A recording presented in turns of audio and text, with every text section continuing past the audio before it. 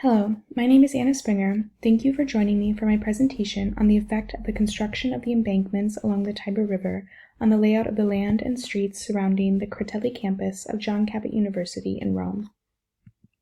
The Critelli campus is located at the intersection of the Lungotevere Raffaele Sanzio and Viale di Trastevere, in very close proximity to the Tiber River.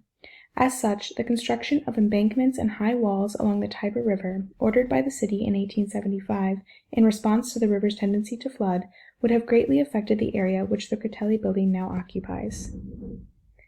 A photograph from around 1884 shows a view of the present-day Lungotevere delle Anguillara, identifiable by the position of the bell tower of the Basilica di San Crisogono.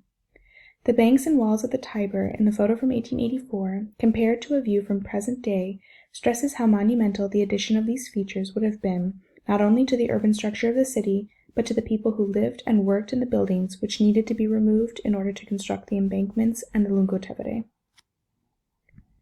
Two plans of the city of Rome, the first created in 1881 by Giovanni Murray, and the second created in 1889 by the Stabilimento Cartografico C. Virano, are especially useful in visualizing this change to the layout of the area of Trastevere, surrounding where the Critelli building now stands.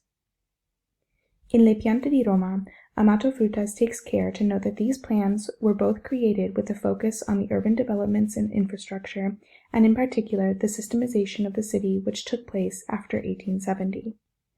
The plan from 1881 reveals that the walls had not yet been constructed, but it includes a dotted line along the river's edge to indicate where they were planned to run.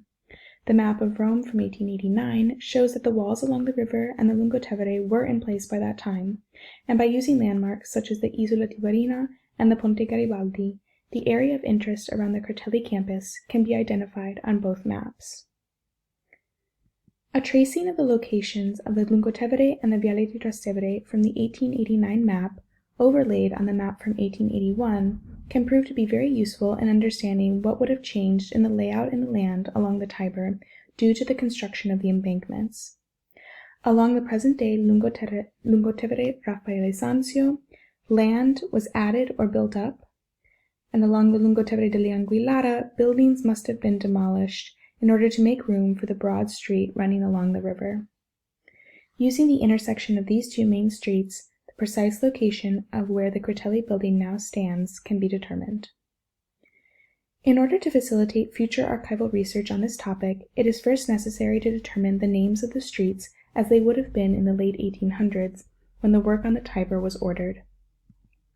As the Catastro Urbano from 1824 is an accurate depiction of the city created by a team of surveyors, which also includes the names of streets and piazze, it is an ideal resource for this task. However, it was issued 50 years prior to the period of interest. Therefore, it is necessary to compare it to Giovanni Murray's map from 1881 to ensure that the layout of this area has not changed. The red squares are an indication of the approximate location of the Critelli building today, and a close comparison of the two images shows that the buildings in this area had not changed in shape or layout. So we can see this interesting form here is reflected as well in this map. The Basilica of San Crisogono is located down here on both, with these buildings nearby reflected here, and the structure surrounding the Basilica di Sant'Agata is the same in this map as well. Further confirmation of the street names found on the Catastro Urbano comes from an additional map created in 1881 by the Libreria Spithover. This confirms that the streets nearby where the Critelli building now stands were Via del Muro Nuovo and Vicolo di Sant'Agata. In addition to these two streets, the Lungotevere Cestio should be included in an archival search, as prior to 1886 it was the name of the Lungotevere delle Anguillara.